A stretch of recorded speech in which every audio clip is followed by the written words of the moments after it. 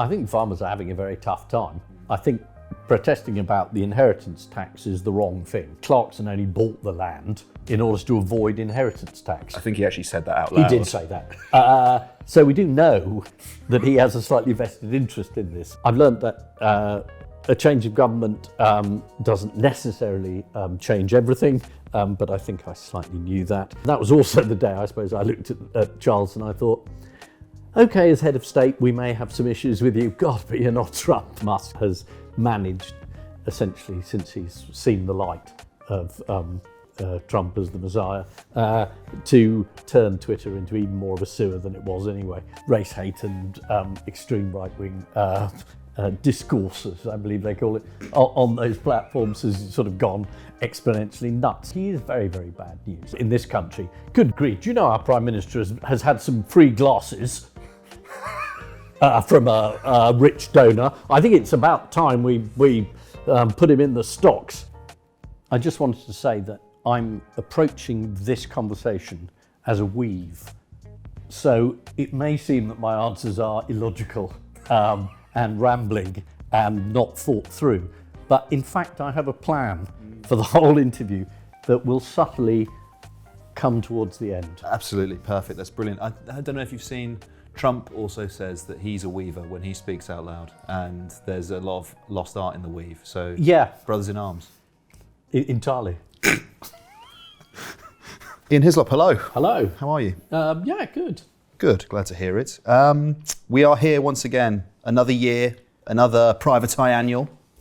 You got on there as well, you can sort of, this is like QVC, yeah, wonderful stuff. So another interview, another discussion, another review of events of the last 365 days. Yeah, another celebration of still being in business. Yes, a year absolutely, later, yeah, great. Fine. Great to still be here, yeah. Yeah. No nuclear Armageddon, the planet hasn't overheated just yet, so still here. And we've had 2 elections. Quite a busy year. Yeah, relatively. Yeah, and one of them went, okay-ish. The American one. Yeah, for us Trump supporters, yes. It was a relief.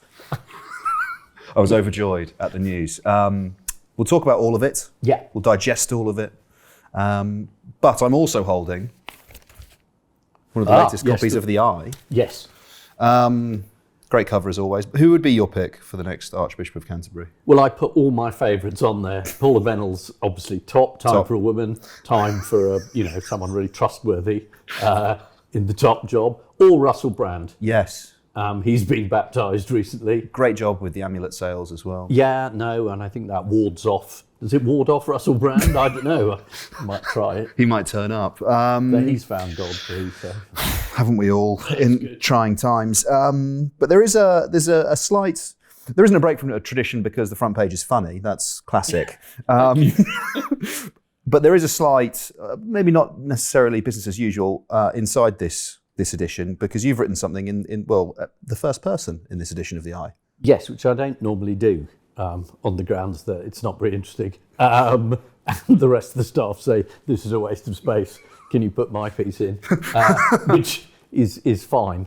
But I did, literally the day after he resigned, I went to a dinner at the British Museum where I'd once curated an exhibition. So I'm still on the guest list. And it was full of the great and good. It's about, sort of keeping the British Museum going. And the Archbishop of Canterbury was there, literally a day after he resigned, with a drink in his hand, acting as though nothing had happened at all. And he came over and said, I'm Justin Welby, which I knew, and then said, isn't this lovely? And I had a bit of a confrontation with him, which I thought I should write about, because I didn't behave. Do you ever? No, I do, and I really should be able to by now, but I didn't. And The Eye's been writing about this particular scandal for a long time, and I knew one of the victims of the original abuse from this sort of hideous evangelical sadist. And I just thought, no, I don't think I can do this. But it's almost I guess I'll say arrogance of it to attend an event like that with events of not 24 hours past and think, oh, this is fine, I'll just attend a nice, lovely evening gala dinner and we'll have a nice glass of champagne and yada, yada, yada, not without any sort of reference or, I guess the callousness or the contrition. Well, I mean, one could end up with words like inappropriate, or shameless, or just jaw-dropping, I thought. And I didn't get it. I mean, I don't expect, him to appear Game of Thrones style with sackcloth and ashes and, You could do. We could. I mean, we could. With a bell. We could do that.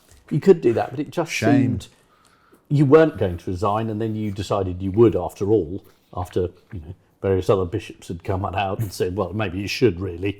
And this victim, who I knew, had literally gone public and said, you really should resign. And he'd had another thought, and then he did resign. Yeah. So it was all scrappy and sort of unconvincing. Yeah. So anyway, that was just another story, and it's partly why I put Paula Bennells on the cover. That was another extremely long-running ICE story, which sort of broke this year. Yeah. I mean, that was the start of the year. There was this fantastic drama. It's very good for everyone in journalism to find out that you spend, a decade writing these brilliant stories and no one's very interested, and then you put it on an ITV in a drama, and bloody hell, everyone's talking about it in Parliament. It goes mad. How do we not know about this? It's disgusting. Okay. But I was quite pleased. I mean, I'll be honest. Yeah, I'm sure. That, sort of Alan Bates and even, that Alan Bates and his whole campaign suddenly, went national. And the government sat up and said, yes, this is terrible. It really is time we did something. You thought, that's quite late. What are your reflections on that then? Because I guess it is indicative of the fact that our politics perhaps isn't necessarily motivated by redressing injustice or trying to do what's right, and that actually the fact that it was on ITV at the beginning of the year essentially seems to have mobilised public opinion and therefore Westminster into action about something, rather than just going, do you know what, actually there's a ginormous and horrific scandal here. Yeah. We need to write. Yeah. No, I mean, politics is, the great, political philosopher Kemi Badenoch put it recently, you mustn't just do the right thing, you must be seen to do the right thing, which is cynical, even to those of us who've been observing for a long time. But anyway, in this case, I thought it was brilliant because public opinion was overwhelming and it shifted it. And, if that's what drama can do on ITV, hats off to them. Yeah. And, for the people involved, it was terrific. Yeah. I guess the ends are more important than the means. And also, without the journalism, there isn't a drama. Yeah. So they needed something to go on. And the case studies they did were the ones that we'd done. And, the producers and writers and stuff did a brilliant job. I mean, I was in Oxford Street and just walking along and someone shouted, "Oi, Ian Hislop!" And I thought, oh God, what have I done now? And it was one of the postmasters. It was Lee Castleton. And I didn't recognise him, 'cause it wasn't him on the telly. Lee, you're having plastic surgery? You look different. Yeah.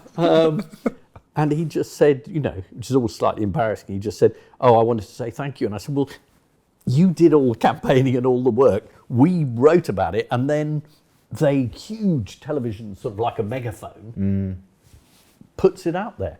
And then suddenly everyone's very, very up on this story. This is terrible. About it. Been across this for years, actually. And is sorting it out this minute. Yeah. Kemi Badenoch was in front of the inquiry, actually, a couple of weeks ago. She was, yes.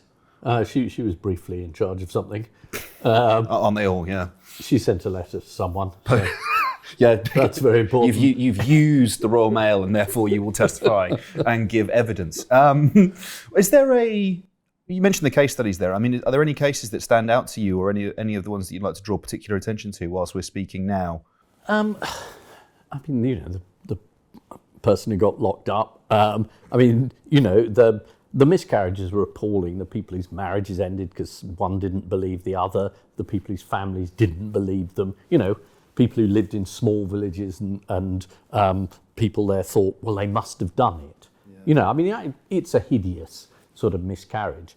And there was, another really, really nice postmaster.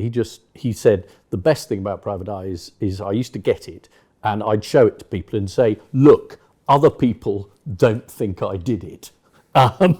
Which is, and he said that was a huge sort of comfort. And you just think, well, at the very least, that was worth doing. Yeah, absolutely. And I guess the way the conversation is now is the fact that Alan Bates wrote to the government, I think it was at the beginning of this month, asking for the compensation sort of a set deadline. Still hasn't been set. Government sort of saying, we don't want to do that. Yeah. But people have died. It's not finished yet. Yeah, no, it's not finished. But without putting too fine a point on it, people have died over the course of this scandal. People have died by suicide over the course of this scandal. And if there are people who are still waiting to receive financial redress for what happened, it's pitiful. Yeah, and as ever, we found this out in the pandemic, and I find it out more and more. Governments say, I'm afraid we can't do that. It's very, very difficult. It really would take a lot of time. And then there's a big public stink, and they go, we'll do it tomorrow. And did we say it would take a lot of time? No, we'll put a bill through in the morning. If there is political will, you can do it. Absolutely. And I think we should all remember that. Yeah, absolutely. The capacity for sort of what we think is possible.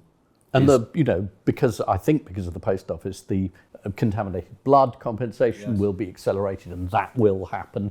There are provisions gone in. There are signs that, we used to do jokes about, well, let's have an inquiry, which meant, you'd never hear about it ever again. Nowadays, people think, oh no, there's an inquiry. Like Grenfell, oh God, they're going to put people up in front of it, and they're going to look guilty. Yeah, and we probably have to pay, at the end of it. Well, there'll be bills to pay all round, but the actual process of these inquiries has got good. Yeah, and I think also the sort of the fact that you can actually watch them now as well. That sort of distribution of information and being able to. I know that there are people who have watched the entirety of the post office inquiry. There are people who have watched the entirety of the Grenfell inquiry, and actually, I think that's probably a mark of a slightly healthy democracy, is the fact that people can tap into these things and watch the entirety of them if they wish to. Yeah, and there is, I'm a print journalist, and what we can do is detail and repetition and further repetition and then for 14 years or so. But on television, you get the experience of watching people flounder live, or watching people lie live. And with a good KC, they do point this out, and that is actually very, very good. Absolutely. Very open. More broadly, I guess, so that was the start of the year and many events, but I would just invite your broader reflections, perhaps. How has your year been? Is there anything you're particularly proud of? Is there anything you're particularly proud of that the Eye has run over the course of the year? I was proud of the post office. I was very proud of the fact that we'd been involved for so long doing that, and that something had happened. That seemed to be very good news. That was dominated the beginning of the year, and there've been a number of stories, that have turned up and have come to a conclusion that isn't just depressing. So all that I thought was very positive, even including this latest horrific one. Channel 4 were very, very good on this. Twice originally and there, but we did a lot of this story ourselves, particularly about the cover-up. So I think journalistically quite a lot of things have come home, and we've had a very good run with stories about Teesside. But the thing that everyone imagines after very long periods of one government, people say, well, you'll have nothing to say about a new government. That's it now. But luckily I've been round the block a few times. You've seen and I've thought, yes, the new government will do things that are interesting, and there will be things to say. And then that happened pretty fast. Yeah, slightly different hue, perhaps. Yeah. Yes, but they did say it with Blair when Blair came in, and a lot of people said, what are you going to say now? The no Tories in to have a go at. Yeah, well, we reached new heights of honesty, I think, and standards in public life during the new Labour years. And right at the beginning, my very old former colleagues say, well, when the first Labour government got in, Harold Wilson, everyone said, that's it now. You've had a long period of Tory government making cheap jokes about Etonians. What are you going to do now? Now it's the bright 1960s. Yes, the white heat, of the 1960s. So there is a certain circularity in Britain. Okay, so events today. Let's just box this off, Ian. Yes. The farmers are protesting. Yes. Jeremy Clarkson's protesting. Yes. He's on the picket line. Yeah. Do you think they have a point? Do you think they've got something worthy cause to be protesting about, the farmers? I think farmers are having a very tough time. I think protesting about the inheritance tax is the wrong thing. Clarkson only bought the land in order to avoid inheritance tax. I think he actually said that out loud. He did say that. So we do know that he has a slightly vested interest in this. And It's quite notorious, actually, why people do this. we put a joke in about how much tax do you want to pay, Jeremy? And he said diddly squat. Oh, nice, yeah. Which, again, he's become a bit of a hero of the farming community. And I can see because they think nobody cares or says anything about them. But, we have a farming correspondent and we talk about food security and we talk about the replacement of the EU payments. We've been fairly consistent in supporting farmers, but our correspondent says, in this case, very few farms are affected by inheritance tax, and there is a 3 million limit, which, extraordinary. That's what the government says as well. Yeah. One hates to agree, really. And they explained it very, very badly. And the narrative has come out that the Labour government is trying to destroy Britain's farming, which I don't think it is. No. What it's trying to do is raise tax by any means possible. And absolutely classically, if you say to people beforehand, we won't raise income tax and we won't freeze the tax bands, you don't have a lot of options. Yeah. So the budget was sort of scraping around thinking, God, what haven't we promised to put up? Where can we shake down? National insurance employers, maybe there. Yeah, nice, yeah. Whereas, a more transparent strategy might have been to say, we're going to put up taxes because, again, I don't want to sound too old here, but every single government that has ever been anywhere puts up taxes in its first term. That's what they do. Yeah. It's the moment of sort of maximum opportunity, isn't it? Yeah, it's almost the only opportunity. Well, in theory, you're at your most popular, right? Although you maybe can't say the same for Keir Starmer because, and I guess this points to the argument you just made there about transparency, right? Because I think if he'd have spent the general election campaign saying, we're actually going to cut the universal winter fuel payment, we're actually going to increase employer national insurance contribution, we're also going to change inheritance tax in this way, we're going to increase your tuition fees, I'm not necessarily sure. Well, actually, I think they probably still would have won, but I think the margin of victory might not necessarily have been as big as it was. So then maybe you're sort of going, if you'd have been honest before the election, you wouldn't have boxed yourself in the way that you have done. And if your majority is, 30 seats smaller than what it is, does it politically make that much of a difference to you? So maybe there's kind of a lack of political nous about the way he's done it. Yeah, well, I think that is the thing everybody says to me, is that he's not very good at politics. He came into it quite late, doesn't really like politicians very much. Interesting. Doesn't quite understand why it's so difficult to get them all to agree and then do things. Yeah. And I agree.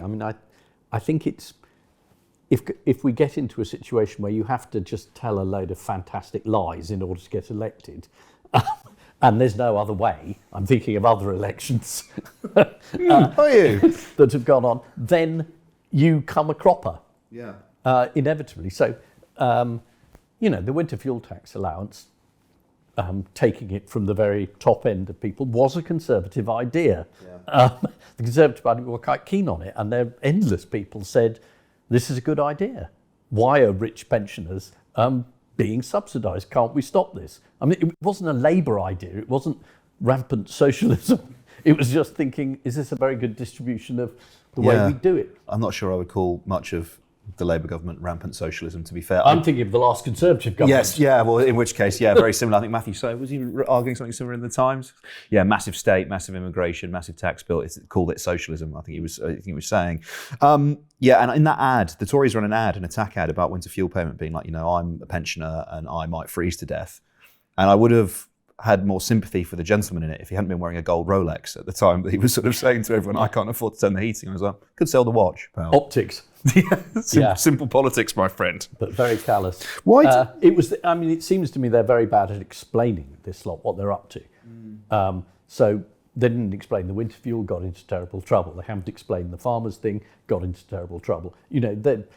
Politics is taking people with you. Yeah. And just saying, this is it. Yeah, I guess if you're kind of an economist or a lawyer or, I don't know, someone who's focused on delivery and the result, the truth, you sort of think, well, if we've increased GDP by 1.7%, that's really the only thing that matters. But actually, if you can't tell a compelling story about it, then the electorate won't really give two damns about your record of delivery. That is what politics is, right? You have to be able to... Yeah, well, if you look at the US, everyone said, well, Biden achieved growth. Nobody achieves growth anymore. How do you do growth? Biden achieves growth. Biden comes out, everyone says, no, cost of living's too high. They literally don't believe you if they don't want to. Yeah. And I guess that's... Well, let's talk about it then. Were you invigorated by the exercise of democracy in America this year? No,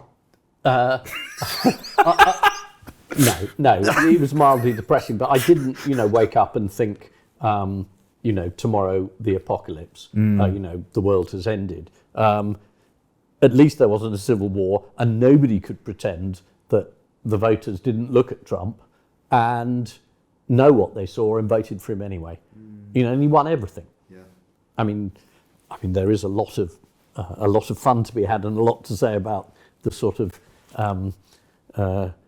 media's attempt to call the election beforehand. It's neck and neck. It's incredibly close. And pollsters, and we hate admitting this, pollsters are human as well, and they tend to come up with results that they believe. Yeah, I guess those personal biases and he are lost always everything. there. Yeah, he did. I'm sorry, he won everything. Biden lost everything. Yeah, that's why I guess he stood down. Yeah, Kamala, I think. Yeah, sorry, two different people, aren't they? Yeah, maybe that was the problem. The electorate couldn't distinguish between the two. I think, when I consider what's happened, I don't think the electorate, I couldn't anyway, get past that original sin, right? If you spend 2 years telling everyone, this guy, Joe Biden, is as sharp as a tack, he's able to go again, I've never seen him as hot and as engaged as he is right now. And then you reverse ferret because of that debate and you say, oh no, this is terrible, we need somebody else. Yeah.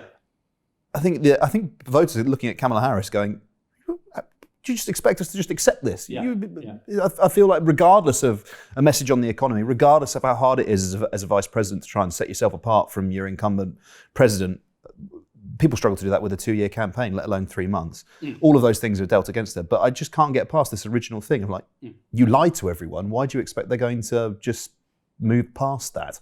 Yeah, and the media and journalists on newspapers and television journalists basically supported the line that Biden was fine. Yeah. In the US, and they felt very furious and betrayed. But that meant the next time they offer any analysis, people are looking at it thinking, yeah, but you just say anything, don't you? And Biden was in public absolutely appalling. Yeah.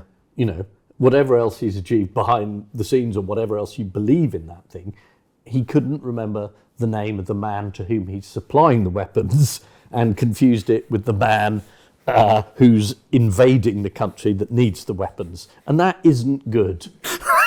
Is it really? No, I'm so glad you clarified that for me, actually, Ian. Yeah. I'm often asked for my insights, and that's one of my top ones. That is it's a top piece of analysis. That one, yeah. For me, it's when he came over here and he couldn't get the name of the New Zealand rugby team right, who are there called the All Blacks, and he called them the Black and Tans when he was visiting a country where in the 1920s they were a fairly infamous paramilitary outfit that caused enormous offence. Yeah. It was terrible. How many of those can take place, right, before you go? Well, we have the answer. A lot can take place before you go. We have to call time on this, but Well, he did a press conference, and journalists are pretty callous and unhelpful. He did a press conference and he was talking about Israel, and he said when Israel attacked the and then he said the opposition, and then a journalist shouted Hamas. Yeah. Just to help him out, not one of his team. That's no one in his ear. Just politeness. Just like you're so awkward in the situation. Yeah. Oofed. Did you see it coming? Did you see, maybe not the scale of victory, but certainly that Trump victory in the way that a lot of people are saying it's too close to call? I can't, and I guess if it's too close to call, that means both possibilities, they are possible. No, I went to bed assuming the result would be awful, which I usually do. Since 2016, I tend to go to bed thinking, be terrible. And then you wake up and it is. So no, I mean, I can't pretend I was surprised. I mean, I didn't put money on Trump. I didn't go around saying he'll definitely win.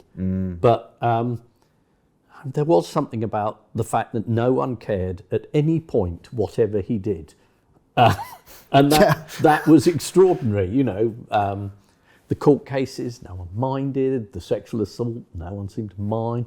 That's unfair, not no one. It was 52-48, I know, because those figures all stick in my head. Something about those numbers. It is, I can't remember where they're from. So, the people in Next Day said the whole of America has let us down. Well, 48% of the voters didn't. They voted the other way. So, again, I think you shouldn't get catastrophic about that. But his basic core voters didn't mind what had happened. And maybe they don't approve or they don't like it, and they basically thought, we'll be better off with you than with you. Yeah, maybe it just comes back to, like most elections, right? Are you better off than when you were at the start of this electoral cycle? And for all the GDP growth in the world, perhaps the most important economic metric is inflation, right? And if in America, it's usually the gas prices, petrol prices, where which are about 3p a gallon anyway. Well, that's 3 pence too many, Ian, actually, I think you'll find. But no, they literally do, it's like you drive past a petrol station, you see the price, and that's sort of your marker of how well the economy is doing. Yeah. And as a result, like I said, for all the growth in the world, if you've got less cash in your pocket, it doesn't matter. I mean, the one thing that was covered very well was, I thought, by certainly some of the American outlets, was the attitude to immigration, and this shocking revelation that immigrant populations, including recent ones, tend to think that that's quite enough immigration now, thank you, when they've got in. Yeah. And there's an extraordinary story, I think it was Helen Lewis wrote it, of literally a man, he'd just got over the border. He'd literally just got over the border into the States, and a journalist said, what do you think of America? And he said, there are too many immigrants. I mean, he got the idea really quickly. It's contagious once you get over there, yeah. I think as well, the assassination attempt, right? We kind of disappeared, or not disappeared, but I feel like we didn't speak about it perhaps as much as we probably should do. I feel like you're an American hero, right? If you survive an assassination attempt, it's kind of the... Well, I remember seeing the photo and thinking, this is extraordinary. It's literally got the same angle as the flag at Iwo Jima, with the American flag here. You've got a guy with blood on him, and he's got his fist up. He didn't fall, he didn't, run for it. Yeah. And I thought at that moment, I did actually say this, I think he'll win now. Yeah, it's a very powerful image, wasn't it? It was, all the conspiracy theorists I know think the photographer had done it in the studio 5 days beforehand. Naturally, it was... The flag shouldn't be moving because on the moon there's no wind, so... And Biden was, disguised as a shooter on the river. I don't know, whatever the current theories are. When you think about the shooter, actually, this is probably the worst possible outcome for him. Obviously, he's dead now, he got shot, but the guy he was trying to kill is now the president-elect of the United States. This is like worst possible outcome for an assassin. Yeah, he failed. Yeah. I guess that the lesson in that for all would be assassins. Don't miss if you're trying to. But I mean, I'm quite sure had he succeeded, probably would have been worse. The result would have been very, very nasty. Yeah, that's true actually. Maybe the lesson is don't be an assassin in the first place. Yeah, no, I'm all for that. I think democratic politics is probably better than without civil war by rifle. Yes, I agree. Great, we've got common ground. Yeah, we found it. Everything's going to happen here. There's a small media story here in the UK, Ian, about you and a gunshot. Yes. What was that about? Well, as it turned out, as my friend Nick Newman said, "Oh, amazing! You were attacked by a demister." I was in a cab, and we were travelling along in Shaftesbury Avenue, and there was a huge explosion, and the back window blew out,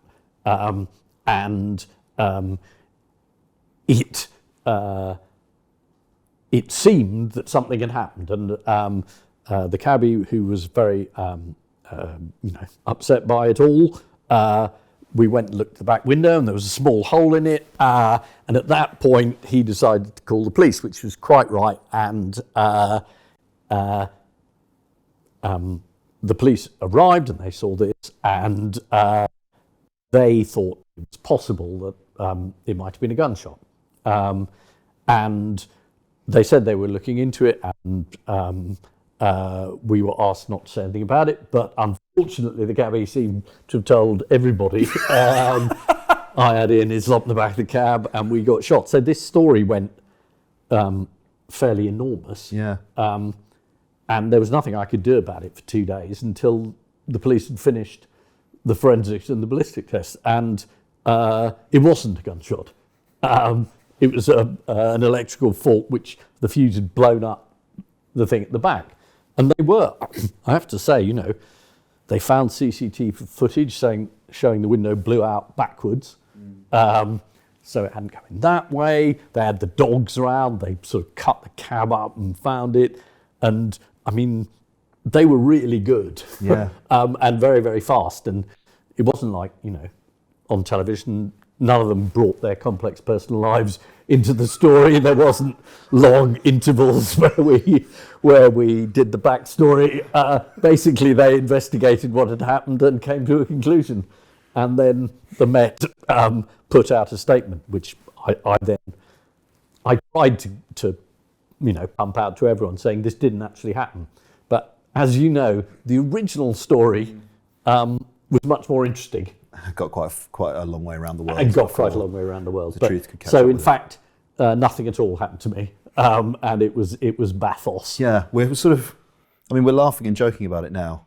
I imagine quite a actually alarming thing when you're in the middle of it. A slightly distressing thing when you're in the middle of it. It was quite alarming, but I was on my way to this office, and then I had to arrive here. Wait for no one. With a number of police officers, and you can imagine the levels of sympathy, yes, and taking it seriously that went on in this office. Deeply serious matter, yes, no doubt. And I imagine they took it equally as seriously when they found out what had actually happened. Yes, yeah. Absolutely. So caring, compassionate, yeah. Yes, yeah. Whipped brown, chocolates, flowers. Chocolates, yeah. No. No. But quite right. It was a non-story.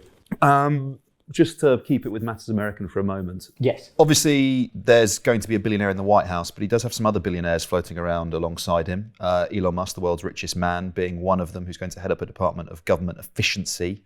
I can't imagine for a second why the world's richest man might want to abolish, for example, the IRS, who collects the taxes in America. But, there we go. Are you concerned about the proximity of Musk to Trump? And I probably mean that most specifically with reference to his ownership of X/Twitter, which is now sort of one of the primary platforms on which news media is distributed. Yeah, I think it's incredibly dangerous. And obviously I don't spend a lot of my life on Twitter, and I try really, really hard. You're missing out. Yeah, to avoid social media. But I am aware. I know that it exists. I know it exists, and I know what it's up to. And I know that Musk has managed, essentially, since he's seen the light of Trump as the Messiah, to turn Twitter into even more of a sewer than it was anyway. And the statistics for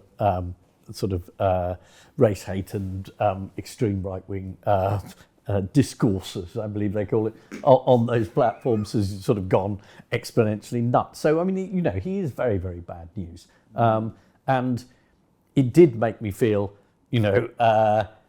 we in this country, good grief, our Prime Minister has had some free glasses from a rich donor. I think it's about time we put him in the stocks. And I'm not decrying that. I'm all for total transparency and people not being in hock to rich donors. But in terms of being in hock to a man who runs a platform which has supported you and is giving, £1 million to anyone who votes for you in a lottery and gave you unbelievable amounts of money,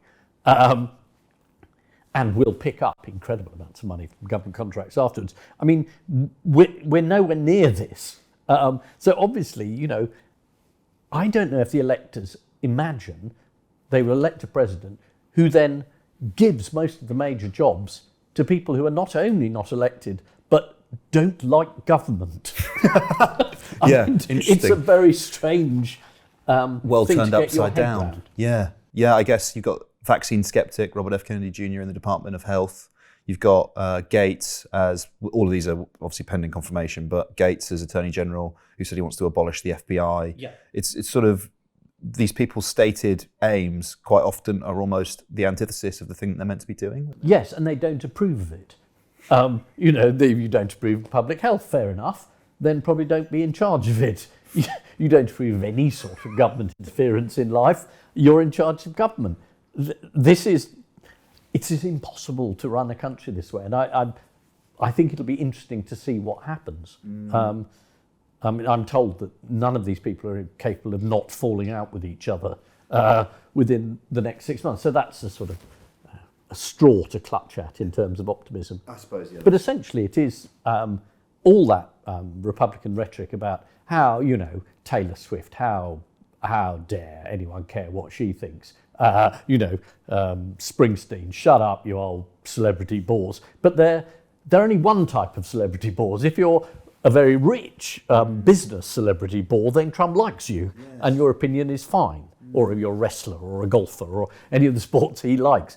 It seems to be in America, which we have a lot less here, is politics is dominated by fantastically rich people.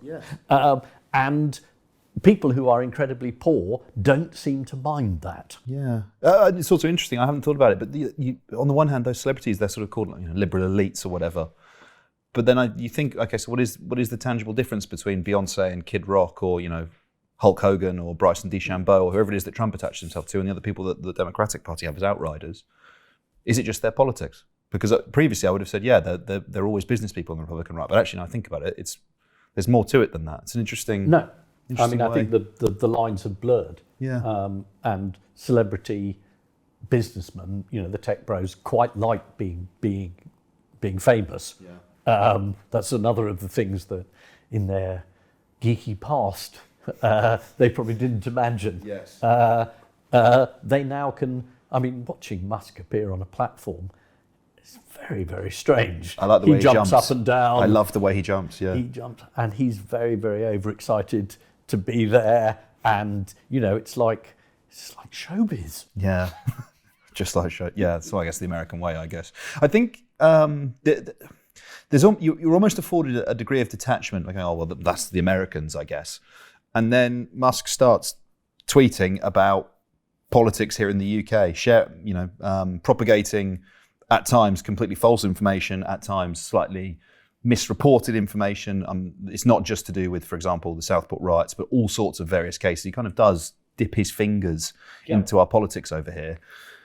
Well, he was absolutely outraged that Alison Pearson had been visited about a tweet that she subsequently deleted, but he didn't seem to have any problem about all the total misinformation during the riots that went out on his platform. No. Really, really dangerous stuff. Yeah. Didn't seem to mind at all. It's still out there. They're still going on. Yeah, and I would say as well on the Alison Pearson thing, I think Essex Police have a slightly different version of events to the one that she has sort of written about in the Telegraph and mentioned elsewhere. Luckily it's all recorded on a body cam. And the original tweet, when the police went around, she said, I couldn't remember what it was. Luckily other people can, and have now told us.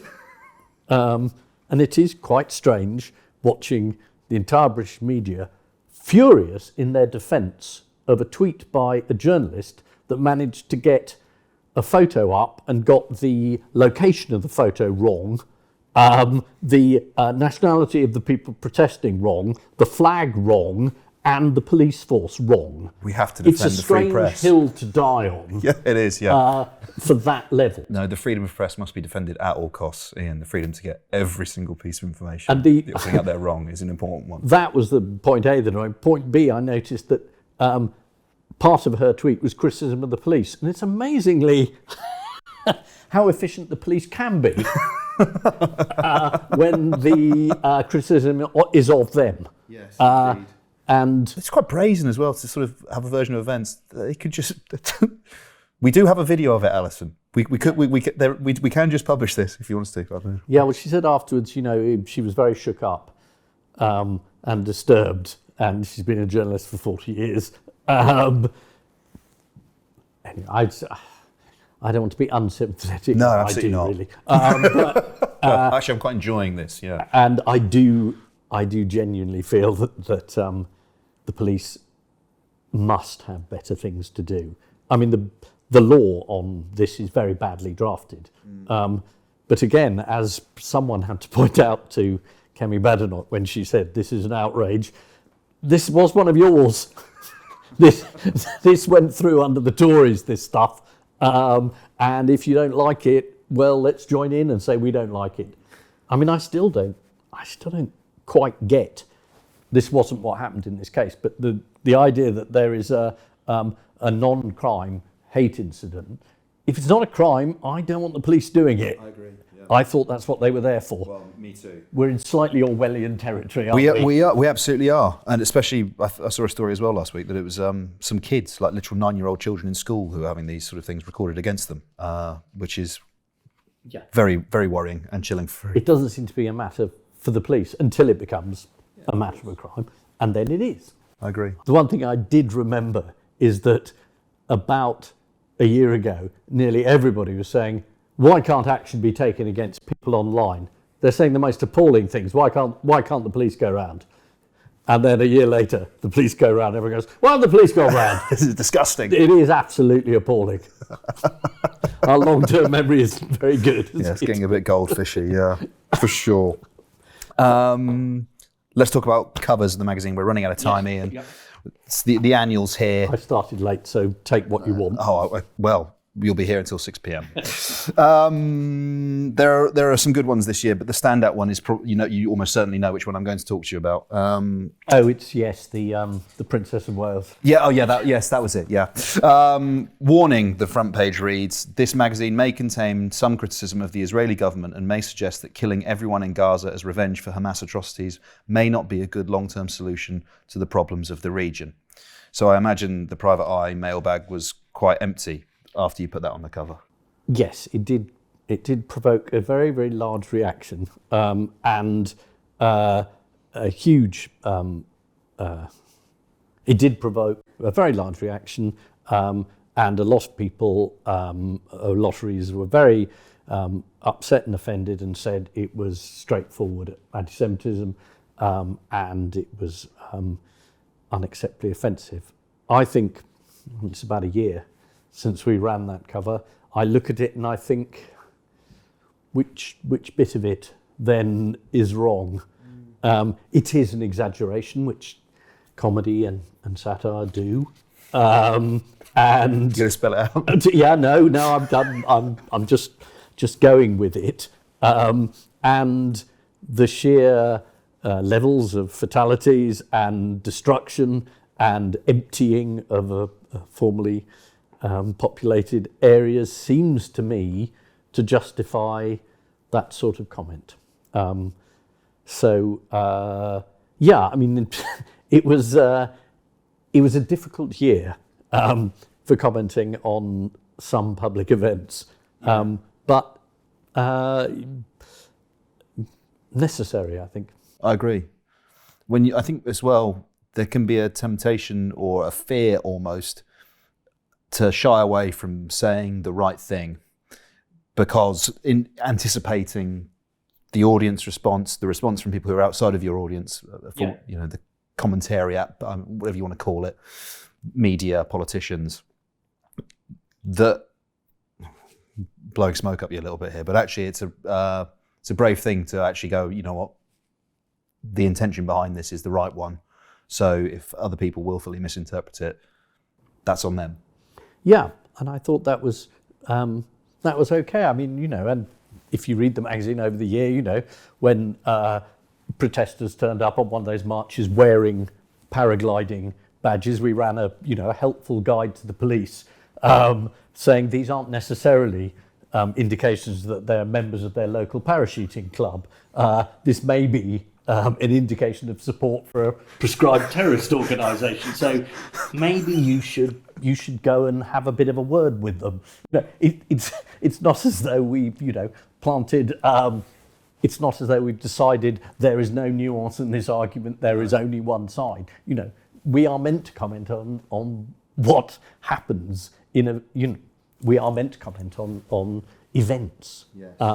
And the lunacies of the last year on these fronts is incredible. Yeah, it is. It is. Any other standout covers from the year? Any you're particularly proud of? The Princess of Wales one. I did like the cover which said, "For heaven's sake, leave Kate alone." On other pages, 94 pages about Kate, which is more or less 94-page special. Has this royal photo been doctored? Yes, that was good. We put in Andrew. Yes. In a family photo. He does remain comedy gold, doesn't he? He does, yeah. We haven't had much discussion of the royals actually over the course of the hour, but he's kind of been jettisoned now, hasn't he? Charles I think he's cut off his money. Harry's kind of still, I think he's basically the only one at this point who's still pursuing news of the world related sort of media in the courts. I think there was a settlement, wasn't there? I think maybe last week. Yeah, for a lot of people. Broadly speaking, relatively quiet for the royals, as far as they're concerned. Anyway, they've had some pretty big ones in recent years, haven't they? I think for the royal family, I mean, two cancers in a year is pretty big news, and it certainly indicated that there aren't that many of them. Yeah. So when the star Princess of Wales is out of action, and when the King is pretty much out of action, and Camilla was ill as well, you are reliant on people that no one's heard of to open the Scout Hut and turn up to do the fete. So it was necessarily, I think, quite a quiet year for them. And the only big things were, as ever, whatever Meghan did, the press in Britain found unbelievable and shocking. She made some jam, and we ran a piece saying, Meghan's jam will be disgusting. Unlike if Kate had made some jam, when it would have been lovely, even though she didn't. So you end up having to invent your own coverage, as indeed the rest of the press do, about what's going on. I mean, Andrew, there is clearly, I was watching Remembrance Day at the Cenotaph, partly out because I always do, genuinely, and partly just to see all the British Prime Ministers of the last 10 minutes. Extraordinary to look at the lineup. I'm embarrassed looking at it. Me and my wife had the exact same reaction when you see them there. You're like, oh my God. Yeah, you think, gosh, you were Prime Minister, and you. Because there's a matter of days between the three of you. Yeah, extraordinary. But no Harry, no Andrew, no even the waters have literally closed around them. And that was also the day, I suppose, I looked at Charles and I thought, okay, as head of state, we may have some issues with you. God, but you're not Trump. Could be it's worse. A low bar. Yeah, it is. Maybe that's our key learning from this year is that the bar is on the floor. Yeah. It's the takeaway. My final question for you then, Ian, is what have you learned from this year? What have you learned ever? What do you know, Ian Hislop? Oh, very, very little. Yes, what I've learned is that I know nothing. Who was that? Not Trump. One of those Greeks. I've learned that a change of government doesn't necessarily change everything, but I think I slightly knew that. And I would say this year has been quite positive in that journalism occasionally works, and that's good. Yeah. I'm not going to big it up beyond that, but it does feel better that all that plugging away that people do on all these stories, right from, and some of the big stories this year started on trade mags, some of them we picked up from them, some of them were, really just the campaigning groups themselves made the noise and we joined in. The IELTS does the same thing. You tell people what they don't know, and then the week after you make jokes about it. so you get 2 hits. Yes. And I think I've learned that that's sort of okay. Ian Hislop, it's been an absolute pleasure as always. Thank you so much. Thank you.